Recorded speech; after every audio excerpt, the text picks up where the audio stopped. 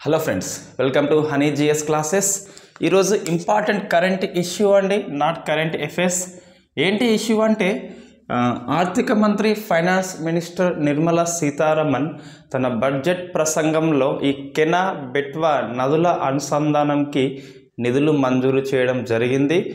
ఈ నేపథ్యంలో ఈ నదుల అనుసంధానం అంటే ఏంటి, భారతదేశంలో ఫస్ట్ టైం చేపట్టబోతున్న ఈ కెనా బెట్వా రివర్ లింకింగ్ ప్రాజెక్ట్ ఏంటి, ఎవరి ఆధ్వర్యంలో చేపడుతున్నారు, ఆ ప్రాసెస్ ఏంటి అని చెప్పేసి మనం డయాగ్రామ్ సహాయంతో నేర్చుకోవాలి.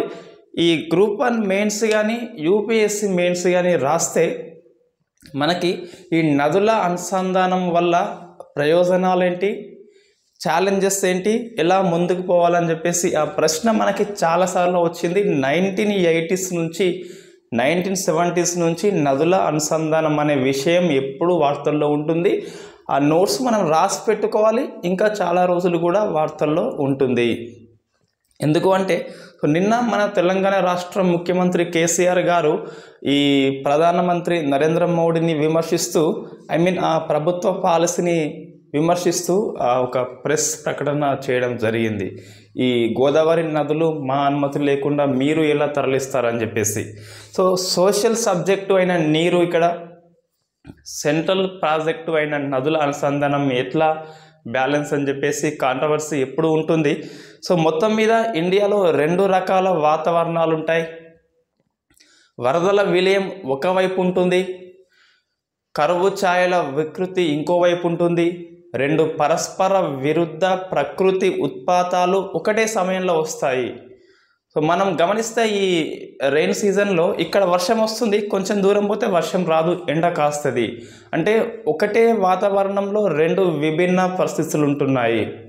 ఒకవైపు వరద, ఇంకోవైపు కరువు. Surplus water, drought area. ఈ సర్ప్లస్ వాటర్ని ఇక్కడ నుంచి లింక్ చేసి అక్కడికి తీసుకుపోవాలి, అక్కడ నీరు అందించాలి. ఇదే రివర్ లింకింగ్, నదుల అనుసంధానము.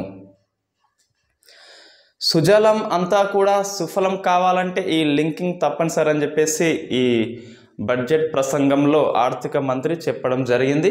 సో మనం ఈ నేపథ్యంలో ఈ ఫస్ట్ ఈ కెనా బెట్వా నదుల అనుసంధానం ఏంటి, నెక్స్ట్ ఈ అంశం ఎప్పుడు మనకి తెర మీదకి వచ్చింది, నష్టాలు ఏంటి అని చెప్పేసి డిస్కస్ చేయాల్సి ఉంటుంది. వెరీ ఇంపార్టెంట్ ఇష్యూ అండి, చాలా రోజులుగా పెండింగ్ ఉంది. సో ఇప్పుడు అమల్లోకి వస్తుంది. సో ఫస్ట్ మనం ఈ కెనా బెట్వా లింకింగ్ ప్రాజెక్టు కేబిఎల్పి అని చెప్పేసి దీని గురించి డిస్కస్ చేసి నెక్స్ట్ బ్యాక్గ్రౌండ్గా నదుల అనుసంధానం గురించి డిస్కస్ చేస్తే బాగుంటుంది. సో ఫస్ట్ వస్తే మనకి కెనా బెట్వా లింకింగ్ ప్రాజెక్ట్ అనేది ఈ ఆర్థిక మంత్రి నిర్మలా సీతారామన్ బడ్జెట్ ప్రసంగంలో ప్రస్తావిస్తూ మేము ఈ కేబిఎల్పిని చేపడుతున్నామని చెప్పేసి అనౌన్స్మెంట్ చేయడము జరిగింది. కెనా బెట్వా, సో 2 నదులు, కెనా బెట్వా నదుల లింకింగ్ ప్రాజెక్టు, నదుల అనుసంధానము ప్రాజెక్టు. పి అంటే project. So Ken Betwa linking project అని చెప్పేసి పిలుస్తాం. ఈ కెనా బెట్వా నదుల వల్ల ఏ ప్రాంతానికి ఇస్తుందంటే ఇది బుందేల్ఖండ్. ఇది బేసిక్ అండ్ జస్ట్ బుందేల్ఖండ్, ఇది బుందేల్ఖండ్ అనుకోండి. ఇది బుందేల్ఖండ్ 2 భాగాలు ఉంటుంది, ఒక భాగం ఎంపీ, ఒక భాగం యూపీ. సో బుందేల్ఖండ్ అనేది 2 రాష్ట్రాల్లో విస్తరించబడి ఉంది. రష్యా ఎలాగైతే యూరోపియా ఆసియాలో విస్తరించబడి ఉందో, సో అట్లనే ఈ బుందేల్ఖండ్ అనే ప్రాంతము మధ్యప్రదేశ్ అండ్ ఉత్తరప్రదేశ్ 2 రాష్ట్రాల్లో విస్తరించబడి ఉంది. ఇటువైపు చూస్తేనేమో మొత్తం వరదలండి, వరదలు వస్తాయి. అటువైపు వస్తే తీవ్ర కరువు. సో వరదలు విలయం ఒకవైపు, కరువు ఛాయల వికృతి ఇంకోవైపు, 2 కూడా ఉన్నాయి ఇండియాలోనే. పరస్పర విరుద్ధ ప్రకృతి ఉత్పాతాలు అంటాము. సో లింక్ చేయాలి ఇది మనకి. ఇక్కడ ఈ మధ్యప్రదేశ్లో ఇటువైపు కెనా నది, ఇటువైపు ఏమో బెట్వా నది. సో ఈ లైన్ అనేది కెనా, ఈ లైన్ అనేది బెట్వా. ఈ 2 కూడా ఇక్కడ ఎక్కడనో ఇది యమునా నది అండి. సో యమునా నదికి ట్రిబ్యూటరీస్ ఉపనదులే ఈ కెనా అండ్ బెట్వా అని చెప్పేసి. యమునా నది యూపీలో ఎక్కడనో అలహాబాద్ దగ్గర పోయి గంగా నదిలో కలుస్తుంది. అది వేరే విషయం, మనకి అవసరం లేదు. ఇక్కడ ఏంటి నేను చెప్పేదంటే, సో కెనా నది, బెట్వా నది ఈ రెండు కూడా యమునా యొక్క ఉపనదులు. రెండు కూడా మధ్యప్రదేశ్లో పుడతాయి, అటువైపు ప్రవహించి యమునా నదిలో కలుస్తాయి. ఇప్పుడు వీళ్ళు ఏం చేస్తున్నారంటే, సో మనకి ఈ బుందేల్ఖండ్ ప్రాంతం అనేది ఎంపీలో వరదలు వస్తుంది, యూపీలో కరువు వస్తుంది కాబట్టి సో ఈ కెనా నుంచి లింకప్ చేయాలని చెప్పేసి లింకప్ చేయాలి. ఈ లింకింగ్ కెనాల్ అంటాం దీన్ని. సో కాలువ ద్వారా లింకింగ్ చేస్తారు. ఇక్కడ ఒక ప్రాజెక్ట్ కడతారు ఫస్ట్. ఇక్కడ ఇప్పుడు ఈ వాటర్ని ఈ కెనాల్ నుంచి బెట్టాకి సర్ప్లస్ చేయాలి. ఇప్పుడు బుందేల్ఖండ్ అండి. సో బుందేల్ఖండ్ ఏరియా ఉంది, ఇది ఎంపీలో ఉంది, యూపీలో ఉంది. సో ఎంపీలో మొత్తం ఫ్లడ్స్ వస్తున్నాయి, అంటే వరదలు వస్తున్నాయి. ఇటేమో మొత్తం డ్రాట్ ఏరియా, కరువు ప్రాంతము. ఇక్కడ కెనా నది ఉన్నది, ఇక్కడ బెట్వా బేసిన్ ఉన్నది, బెట్వా నది ఉన్నది. సో కెనా నుంచి బెట్విన్కి 221 కిలోమీటర్స్ దూరంలో ఈ కెనాల్ లింక్ చేస్తున్నారు, కాల్వ కడుతున్నారు. రైట్. ఇక్కడ ఈ ఫస్ట్ ఈ నదుల అనుసంధానం అంటే ఏంటి అంటే, మిగులు నది జలాలు. సో మిగులు జలాల దగ్గర ఒక రిజర్వేయర్ నిర్మించి, ఒక బ్యారేజ్ నిర్మించి, ఒక కెనాల్ ద్వారా ఈ బెట్వాకు తరలిస్తారు. ఇక్కడ ఒక బ్యారేజ్ నిర్మిస్తారు. ఇదే నదుల అనుసంధానము. 2 బ్యారేజ్లు ఉంటాయి, ప్లస్ లింకింగ్ కాల్వ అనేది ఉంటుంది.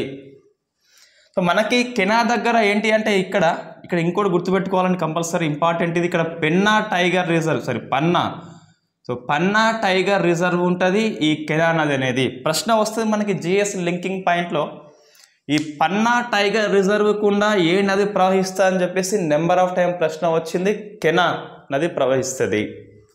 ఓకే, ఇక్కడ ఈ దౌదన్ రాస్తండి. సో ఈ మన కెనా మీద దౌదన్ చెప్పేసి దౌదన్ ప్రాజెక్టు బ్యారేజీ నిర్మిస్తున్నారు, దౌదన్ అని చెప్పేసి. ఈ దౌదన్ ప్రాజెక్ట్ నిర్మించి దీని ద్వారా ఒక కాల్వ, దీన్నే లింకింగ్ కెనాల్ అంటాము. ఆ లింకింగ్ కెనాల్ను నిర్మించి ఇక్కడ lower Orr project, ORR lower Orr project ఇక్కడ నిర్మిస్తున్నారు ఈ బెట్వా దగ్గర. 2 బ్యారేజీలు కంపల్సరీ, లింకింగ్ కెనాల్ కంపల్సరీ. ఈ మొత్తం నదుల అనుసంధానం అని చెప్పేసి పిలుస్తాం. ఇది బేసిక్ అండి. సో మనకి మొత్తం దీనికి ఎంత ఖర్చు అవుతుందంటే 44,605 కోట్లు అవుతుంది. 2021 అంచనా ప్రకారము 44,605 కోట్ల ఖర్చు అవుతుంది. 8 ఏళ్లలో పూర్తి కావాల్సి ఉంటుంది. ఇది మొత్తం కూడా ప్రాజెక్ట్ అనేది 8 ఏళ్లలో పూర్తయితే ఈ బుందేల్ఖండ్ యొక్క కరువు అనేది సమస్యపోతుంది అని చెప్పేసి మన ఈ ఆర్థిక మంత్రి చెప్పడం జరిగింది. సో ఇది మనకి డయాగ్రామ్. పెన్నా టైగర్ రిజర్వ్ గుండా కెనా నది అనేది ప్రవహిస్తున్నది. ఓకే, ఇది బేసిక్ అండి. అంటే నదుల లింకింగ్ అనేది అట్లా చేస్తారు జనరల్గా. ఈ కేబిఎల్పి ప్రాజెక్ట్ అనేది ఎవరు ఇంప్లిమెంట్ చేస్తారు? ఎవరు ఇంప్లిమెంట్ చేస్తారంటే ఇంప్లిమెంటింగ్ ఏజెన్సీ ప్రత్యేకించి ఉంటుంది. ఎస్పీవి అంటాం, స్పెషల్ పర్పస్ వెహికల్. అంటే ఈ వెహికల్ అంటే ఒక వాహనం కాదు, కానీ ప్రత్యేకించి ఒక పని కోసము, ఆ పని కోసం మాత్రమే ఒక ప్రాజెక్ట్ని ఉద్దేశిస్తే దాన్ని ఎస్పీవి అంటాం. సో స్పెషల్ పర్పస్ వెహికల్ అని చెప్పేసి కేబిఎల్పిఏ. సో కేబిఎల్పిఏ ఏంటి? కేబిఎల్పిఏ అంటే కెనా బెట్వా లింకింగ్ ప్రాజెక్ట్ యొక్క ఇంప్లిమెంటింగ్ ఏజెన్సీ ఎవరు అంటే కేబిఎల్పిఏ, కెనా బెట్వా లింకింగ్ ప్రాజెక్ట్ అథారిటీ. ఈ కేబిఎల్పిఏను ఎవరు ఏర్పాటు చేస్తారంటే నీరా. సో ఇది మనకి ఇంపార్టెంట్ ప్రశ్న వస్తుంది. నీరా అంటే ఏంటి అంటే, so national interlinking river agency, national interlinking river agency. ఇది రాజ్యాంగబద్ధ సంస్థన లేకుంటే స్టాచ్యుటరీ బాడీ అని చెప్పేసి ప్రశ్న వస్తుంది. ఇది ఒకటి అటానమస్ బాడీ అండి, ఇది స్వతంత్ర సంస్థ. ఇది సో అటానమస్ బాడీ అని చెప్పేసి పిలుస్తాం. ఈ నీరా అనేది దేని ప్లేస్లో వచ్చిందంటే ఏదైనా ఒక రివర్ లింకింగ్ ప్రాజెక్ట్ని సెటప్ చేయాలంటే ఆ అధికారం నీరాకి ఉంది. So national inter river linking authority అని చెప్పేసి పిలుస్తాం. ఒక అటానమస్ బాడీ అనేది మొన్ననే 2021 ఆ ప్రాంతంలో ఏర్పాటైంది. సో నీరా అనేది దేని ప్లేస్లో వచ్చిందంటే అంతకుముందు నేషనల్ వాటర్ డెవలప్మెంట్ ఏజెన్సీ ఉండే అండి. నేషనల్ వాటర్ డెవలప్మెంట్ ఏజెన్సీ ప్లేస్లో రిప్లేస్మెంట్ కోసము నీరా వచ్చింది. ఈ నీరా ఏం చేస్తుంది అంటే ఎక్కడెక్కడ వాటర్స్ని లింక్ చేయాలి, రివర్స్ని ఎట్లా ఇంప్లిమెంట్ చేయాలి, ఆ ఫండింగ్ ఎలా సేకరించాలని చెప్పేసి మొత్తం నీరా చూసుకుంటుంది. ఇంతకుముందు NWDA చూసుకునేది. ఈ NWDA ప్రశ్న వచ్చింది ఒకసారి. దీన్ని ఇందిరాగాంధీ ప్రభుత్వం 1982లో ఏర్పాటు చేయడం జరిగింది. సొసైటీ రిజిస్ట్రేషన్ యాక్ట్ 1860 ప్రకారము, సొసైటీ రిజిస్ట్రేషన్ యాక్ట్ 1860 ప్రకారము ఈ NWDAని ఇందిరాగాంధీ ప్రభుత్వం ఏర్పాటు చేయడము జరిగింది. దీని ప్లేస్లో రిప్లేస్మెంట్ కోసము నీరా అనేది తీసుకురావడము జరిగింది, సమర్థవంతమైన నీటి వినియోగం కోసం అని చెప్పేసి. సో ఇది మనకి ఇంప్లిమెంట్ ఏజెన్సీ అని చెప్పేసి చెప్తున్నాం. నెక్స్ట్ ఈ బెనిఫిట్స్ ఏంటి, ఇది ఈ కెనా బెట్వా నదుల లింకింగ్ వల్ల బెనిఫిట్స్ ఏంటి అంటే మొత్తం బుందేల్ఖండ్ యొక్క కరువు మొత్తం పోతుంది ఫస్ట్ అయితే. సో బుందేల్ఖండ్ కరువు పోతుంది ఫస్ట్. సెకండ్ చూస్తే మనకి ఈ 9.08 లక్షల హెక్టార్ల ఇరిగేషన్ అనేది సాధ్యమవుతుంది. సో సాగునీరు అనేది 9.08 లక్షల హెక్టార్లు, డాటా గుర్తుపెట్టుకోవాలి కంపల్సరీ.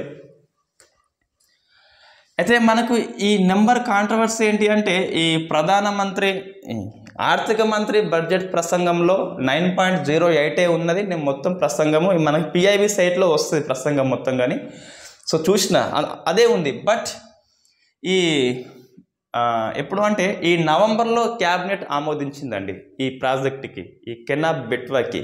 సో అప్పుడు PIB వెబ్సైట్లో 10.62 ఉండే. సో ఇది కొంచెము డౌట్ ఉన్నది. సో ఇది నేను క్లారిఫై చేస్తా, నేను కరెక్ట్ చూసి.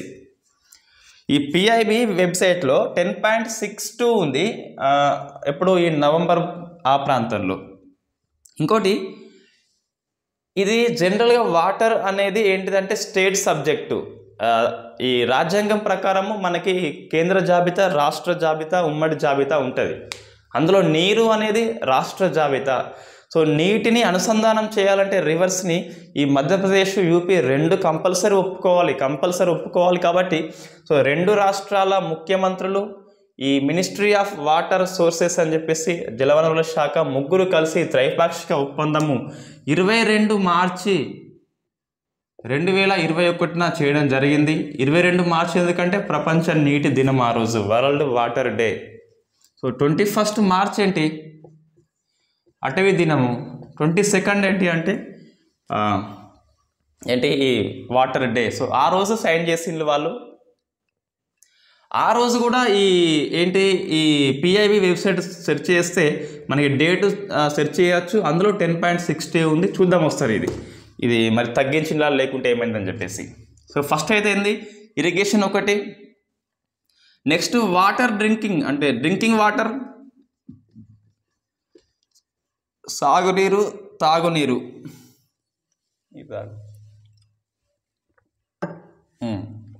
ఆ డ్రింకింగ్ వాటర్ అనేది 62 lakhs పీపుల్కి అందిస్తుందట ఆ ప్రాజెక్ట్ అనేది. నెక్స్ట్ జల విద్యుత్. సో హైడ్రాలజికల్ ఎలక్ట్రిక్ అనేది 103 మెగావాట్స్ అనేది. సోలార్ విద్యుత్ అనేది దీనివల్ల సోలార్కి కూడా వాటర్ అవసరం ఉంటుంది కంపల్సరీ. సో 27 మెగావాట్స్ అనేది 27 మెగావాట్స్. సో ఇది మనకి 4 ఉన్నాయి. తాగునీరు, సాగునీరు, విద్యుత్ అనేది, సోలార్ విద్యుత్ అనేది ఉపయోగం. దీంతో పాటు ఈ బుందేల్ఖండ్ అనేది మనకి వాటర్ అందిస్తుంది. సో ఈ కరువు ప్రాంతంలో ఇంతకుముందు ఈ మొక్కలు, అడవులు ఎక్కువ పెరగలేదు, వాటర్ లేవు కాబట్టి సో ఇప్పుడు వాటర్ వస్తున్నాయి కాబట్టి ఈ భూమికి కొత్త జీవం వచ్చి పడుతుంది. కొత్త జీవం కాబట్టి సో భూమికి కొత్త జీవం, అటవీ శాతం కూడా పెరగవచ్చు యూపీలో. ఎందుకంటే ఈ వాటర్ వస్తుంది కాబట్టి అంటే ఒకటి జంతువులకు కూడా నీరు లభిస్తుంది. ఇలా మనం ఎన్నైనా రాసుకోవచ్చు. ఇవైతే బుల్లెట్ పాయింట్స్, ఇవైతే మిగతా అన్ని మనం ఏదైనా రాసుకోవచ్చు. సో ఇది మనకి ఉపయోగాలు ఉన్నాయి. ఛాలెంజెస్ ఏమున్నాయంటే ఈ ప్రాజెక్టు అమలులో, సో ఫస్ట్ ఛాలెంజ్ చూస్తే మనకి ఈ పర్యావరణం పరంగా, ఎకాలజికల్ పరంగా ఛాలెంజెస్ చాలా ఉంటాయి. ఎందుకంటే ఈ పన్నా టైగర్ రిజర్వ్ అనేది ఈ మనకు నేషనల్ వాటర్ డెవలప్మెంట్ ఏజెన్సీ ఉన్నప్పుడు ఒక అంచనా వేస్తే ఈ 9,000 హెక్టార్ల భూమి అనేది 9,000 హెక్టార్ల భూమి అనేది అటవీ భూమి అనేది మునిగిపోతుంది ఈ ప్రాజెక్టులో. 9,000 హెక్టార్లు, రైట్. ఈ దౌదన్ అనే ప్రాజెక్టు మనకి ఈ కెనా దగ్గర కడుతున్నారు కదా బ్యారేజీ, సో దానివల్ల 9,000 హెక్టార్లు. ఇందులో సుమారుగా 6,000 అండి, మన నెంబర్ కరెక్ట్ అవసరం లేదు, 5,800 ఇంత ఉంటుంది. సుమారుగా 6,000 హెక్టార్లు ఈ పన్నా టైగర్ రిజర్వ్ నుంచే వెళ్ళిపోతుంది. సో అక్కడ ఉన్న రాబందులు ఉంటాయి, అక్కడ డిఫరెంట్ జంతువులు, పక్షులు, వాటి ఆవాసాలకి ఇబ్బంది అవుతుందని చెప్పేసి పర్యావరణ ప్రేమికులు ఎప్పటి నుంచో ధర్నా అయితే చేస్తున్నారు. అది ఎప్పటి నుంచో కాంట్రవర్సీ ఉన్నది. సో పన్నా టైగర్ రిజర్వ్కి ఇబ్బంది అవుతుంది అని చెప్పేసి అది ఒకటి. 2 ఫండింగ్ అంటున్నారు. సో ఫండింగ్ అనేది పెద్ద విషయం కాదు, ఎందుకంటే సెంట్రల్ గవర్నమెంట్ 90%, ఓ 10% మాత్రం ఈ 44,605 కోట్లలో సెంట్రల్ గవర్నమెంట్ 90% ప్రొవైడ్ చేస్తుంది. 10% మాత్రమే స్టేట్ గవర్నమెంట్ ఇవ్వాల్సి ఉంటుంది. సో ఫండింగ్ ఇష్యూ కాదు, బట్ ఖర్చు అనేది ఎట్లయినా ఎక్కువ అవుతుంది. కారణం ఏంటి అంటే, సో అంత దూరం వాటర్ని తీసుకుపోవాలి, ప్లస్ ఆ 2 బ్యారేజీలు కట్టాలి, కాబట్టి అంతో ఇంతో ఖర్చు అనేది ఎప్పుడు అవుతుంది. ఇంకొక ఇష్యూ ఏంటి అంటే ఈ 221 కిలోమీటర్స్, ఇది బెట్వా, ఇది కెనా, ఇది బెట్వా, ఈ లింకింగ్ క్యానల్ ఉందిగా, సో దీంట్లో పూడిక చేరకుండా దాన్ని మెయింటైన్ చేయాలంటే ఈ కాలువ మెయింటెనెన్స్కి ఎక్కువ ఖర్చు అవుతుందని చెప్పేసి ప్రాబ్లమ్స్ అయితే ఉన్నాయి. సో ఇది మనకి ఎప్పుడు ప్రాబ్లమ్స్ అనేవి ఉంటాయి. ఈ ఫస్ట్ అసలు ఈ కెనా బెట్వా అనేది ఎప్పుడు వచ్చిందంటే ఆలోచన, ఇన్ఫ్యాక్ట్ మోడీ ప్రభుత్వం కాదండి, ఈ 1980లో గుర్తుపెట్టుకోవాలి కంపల్సరీ. 1980లో ఇది ఓన్లీ కెనా బెట్వా వచ్చిందని కాదు, కొన్ని అంశాలు ఎప్పుడు జిఎస్లో భాగంగా ఉంటాయి. సో మనం చదవాలి అక్కడ జాగ్రఫీలో, ఈ ఎకనామీలో, బట్ ఇప్పుడు ఈ అంశం తెర మీదకి వచ్చింది. సో 1980లో నేషనల్ ప్రాపర్టీ ప్లాన్ అని చెప్పేసి ఉంటుంది. సో జాతీయ దృక్పథ ప్రణాళిక, పర్స్పెక్టివ్ ప్లాన్ అని చెప్పేసి, ఇందులో ఈ వాటర్ సోర్స్ని సమర్థవంతంగా ఎలా ఒడిసి పట్టుకోవాలి, ఈ వృధా కాకుండా, ఒకవైపు వరద వస్తుంది, ఇంకోవైపు కరువు వస్తుంది, అదే సమయంలో ఈ వాటర్ని ఎలా వేస్ట్ చేయకుండా కాపాడుకోవాలని చెప్పేసి ఒక ప్లాన్ అనేది 1980లో రూపొందించడం జరిగింది. ఇందులో ఈ కేఎల్ చొక్కారావు, మన తెలుగు వ్యక్తి, ఆయన ప్రముఖ పాత్ర పోషించాడు, చొక్కారావు అని చెప్పేసి, రైట్. ఈ ఎన్పిపిలో భాగంగా మొత్తం మనకి ఒక 30 ఈ వాటర్ లింకింగ్ సోర్సెస్ ఉన్నాయండి, 30 రివర్ లింకింగ్ సోర్సెస్ ఉన్నాయి. అందులో 16 ద్వీపకల్ప నదులై, పెనిన్సులా రివర్స్ లింకింగ్ 16, 14 అనేది హిమాలయ, గంగా బ్రహ్మపుత్ర రివర్ లింకింగ్ అనేది ఉన్నది. ఈ 16లో ద్వీపకల్ప నదుల్లో ఒకటి ఈ కెనా బెట్వా లింకింగ్ ప్రాజెక్టు. సో 1980స్లోనే దీనికి మూలం పడింది. తర్వాత ఈ 1999-2004 మధ్యన ఉన్న వాజ్పేయి ప్రభుత్వము, గొప్ప రాజకీయ దక్షత గల నాయకుడు వాజ్పేయి, నేను రాజ్యాంగంలో చెప్తా, ఆయనే ఈ విశ్వాస తీర్మానంలో ఒక ఓటుతో ఓడిపోయాడు. బట్ ఒక ఓటు అనేది పెద్ద విషయం కాదు, ఈ టైంలో అయితే 100 ఓట్లైనా తెచ్చుకోవచ్చు. బట్ ఒక్క ఎంపీ ఓటుతో ఓడిపోయిన వ్యక్తి అంటే నైతిక విలువలు ఎక్కువ పాటిస్తాడు వాజ్పేయి, అది మాత్రం 100% వాస్తవం. సో ఆ వాజ్పేయి ఈ భగీరథ ప్రయత్నం అయితే చేశాడు, బట్ అది సక్సెస్ కాలేకపోయింది. ఈ సురేష్ ప్రభు అని చెప్పేసి మొన్న రైల్వే శాఖ మంత్రి, ఈ సురేష్ ప్రభు నాయకత్వంలో ఒక 3 సభ్యులతోని టాస్క్ ఫోర్స్ కమిటీ ఏర్పాటు చేసి ఈ కెనా బెట్వా లింకింగ్ ప్రాజెక్టును పూర్తి చేద్దామని అనుకున్నాడు, బట్ సక్సెస్ కాలేదు. ఎందుకంటే అప్పుడు 16 స్టేట్లు కాంగ్రెస్ ప్రభుత్వాలు సపోర్ట్ చేయలేదు, ఈ రాష్ట్ర ప్రభుత్వాల సపోర్ట్ తప్పనిసరి, అది పట్టాలు ఎక్కలేదు, కోల్డ్ స్టోరేజ్లో ఉండిపోయింది, మళ్ళీ తీసిండు బయటకి ఈ మోడీ గవర్నమెంట్ ప్రజెంట్. సో మనకి వాజ్పేయి యొక్క విజన్ ఇది. సో మోడీ అనేది అమలు చేయడము జరిగింది. ఇందిరాగాంధీ ప్రభుత్వాన్ని ఫస్ట్ 1980s ఈ 30 నదుల అనుసంధానం అనేది స్టార్ట్ చేస్తుంది వాస్తవంగా. ఇది నేషనల్ పర్స్పెక్టివ్ ప్లాన్లో భాగంగా. రైట్, ఇప్పుడు ఏంటి అంటే ఇది మనకి గ్రూప్ 1 మెయిన్స్ అండి. గ్రూప్ 1 మెయిన్స్లో very important issue, controversy issue, సంచలనమైన అంశం ఏంటి అంటే సో నదుల అనుసంధానం యొక్క చరిత్ర ఏంటి, ఇండియాలో ఎప్పుడు స్టార్ట్ అయింది అని చెప్పేసి, నదుల అనుసంధానం యొక్క ఉపయోగాలు ఏంటి, సమస్యలు ఏంటి, ఎలా ముందుకు పోవాలని చెప్పేసి ఈ ప్రశ్న మనం బట్టి పట్టిన మంచిది కానీ ఎప్పటికీ చదువుకోవాలి కంపల్సరీ. నదుల అనుసంధానం అనేది ఈ ఫస్ట్ మన ఈ వలస పాలన టైంలోనే స్టార్ట్ అయిందండి.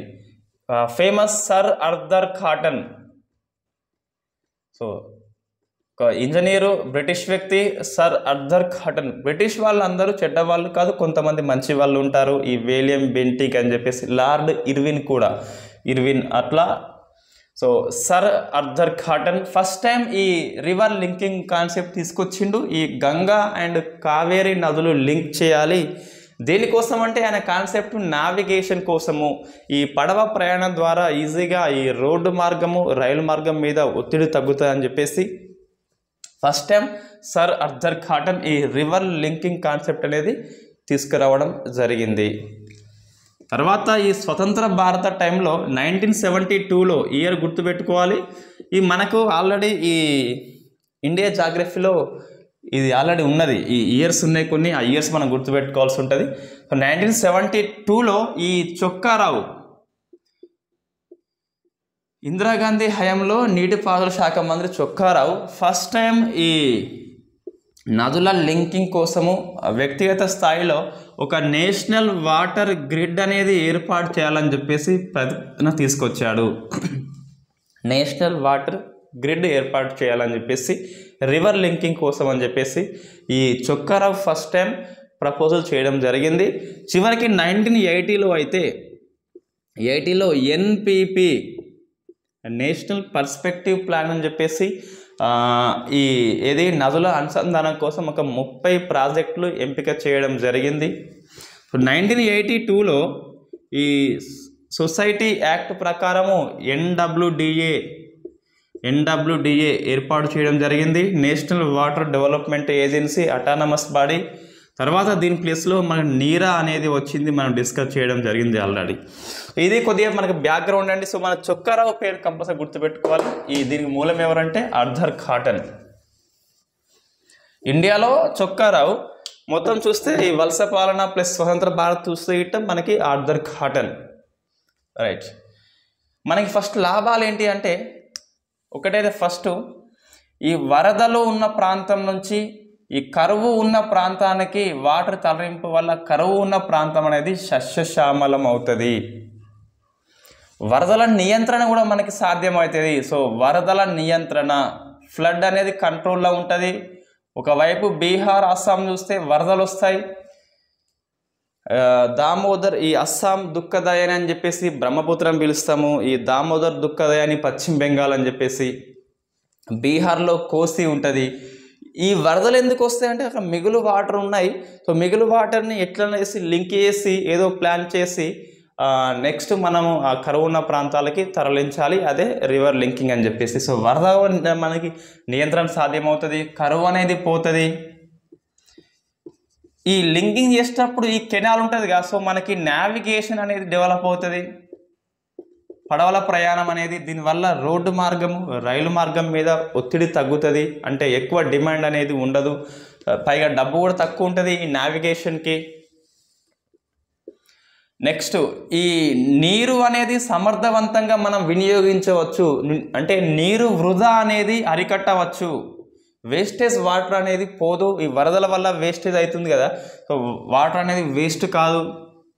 నెక్స్ట్ ఈ వాటర్ని సమర్థవంతంగా మనం వినియోగించుకుంటే, ఈ ప్రాజెక్టు కట్టేస్తే మనకి ఎక్కువ అంటే వ్యవసాయానికి ఊతం వస్తుంది, అంటే వ్యవసాయానికి సరిపడా నీరు అనేది వస్తుంది. సో వ్యవసాయానికి ఊతం అని చెప్పేసి పిలుస్తాం.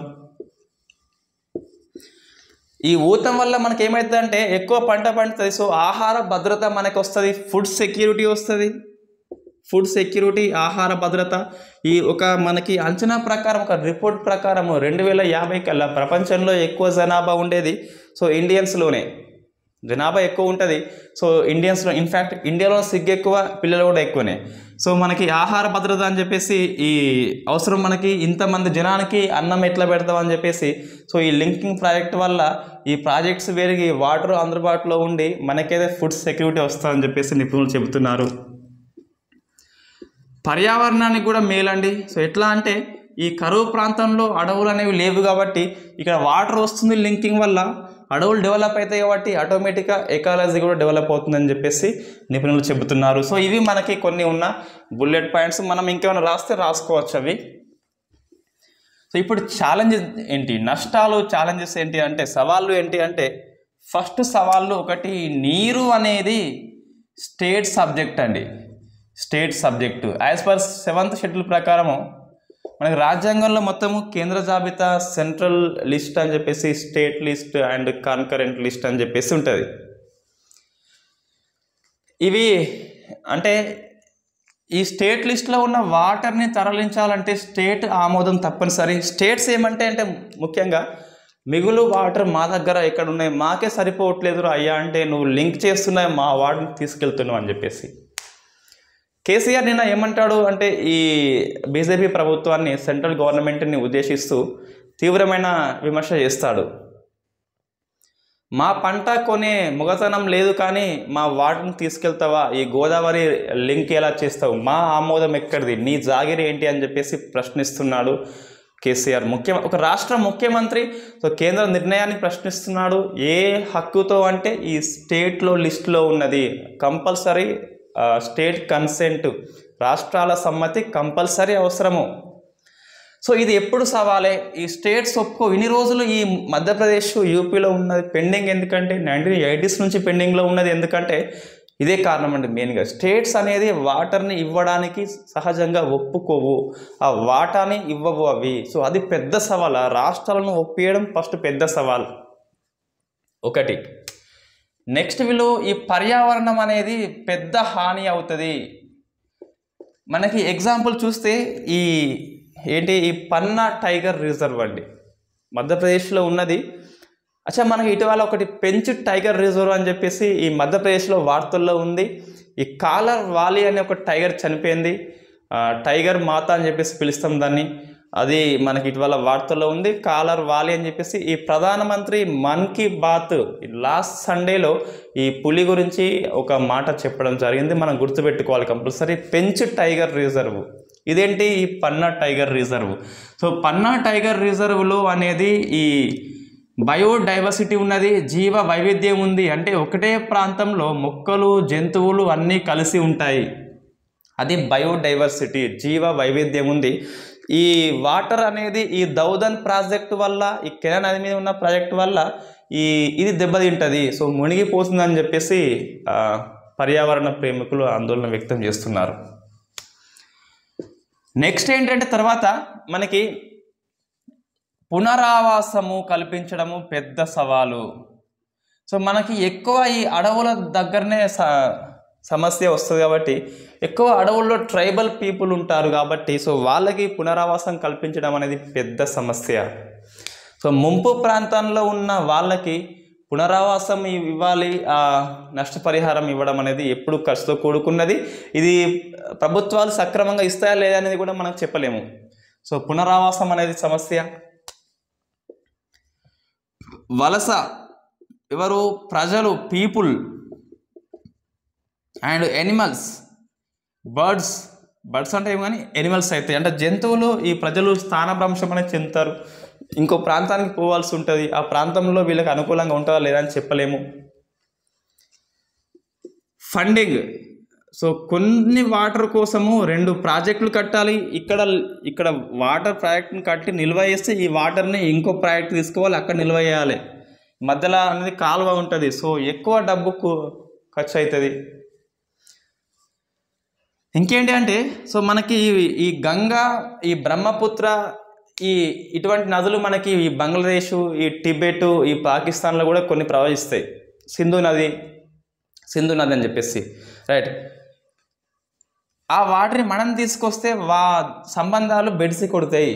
అంటే ఈ పాకిస్తాన్ అసలే మనకి తక్కువ సంబంధాలు, మనం వాటర్ తీసుకొస్తే వాడు ఇంకా ఇదే తొంపు తీసుకొని ఇంకా ఫైట్ చేస్తారని చెప్పేసి. సో ఏంటి విదేశీ సంబంధాలు మనకి కొంచెము బెడిసి కొడతాయి.